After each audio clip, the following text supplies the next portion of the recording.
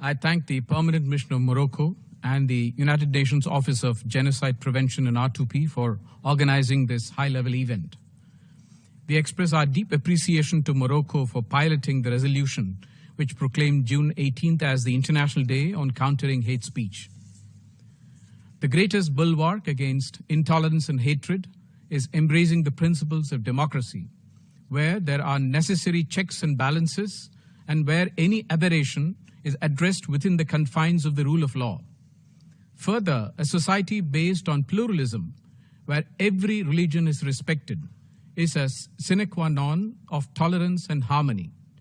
Pluralistic tradition is recognized in the resolution piloted by the UAE and Egypt on the International Day of Human Fraternity. India has embraced both these principles, democracy and pluralism. And we call on all countries to adhere to these principles to ensure that intolerance is addressed within a constitutional framework. India's multicultural edifice has over centuries made it a safe haven for all those who seek refuge in India, whether the Jewish community or Zoroastrians or Tibetans or from our own neighborhood.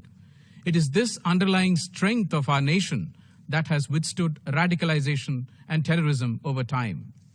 It is with this sense of history that India has continued to play a defining role to combat radicalization and terrorism and promote tolerance and inclusion. Aberrations are dealt with within our legal framework, and we do not need selective outrage from outsiders, especially when they are self-serving, even communal in nature, and pursuing a divisive agenda. As we have emphasized time and again, combating religiophobia should not be a selective exercise involving only one or two religions, but should apply equally to phobias against non-Abrahamic religions as well. Till this is done, such international days will never achieve their objectives. There cannot be double standards on religiophobias. Education certainly has an important role to play in combating radicalization, violent extremism, and terrorism. India has been the greatest victim of terrorism, especially cross-border terrorism. We call on countries to develop an education system that truly contributes to combating them by promoting the principles of pluralism and democracy.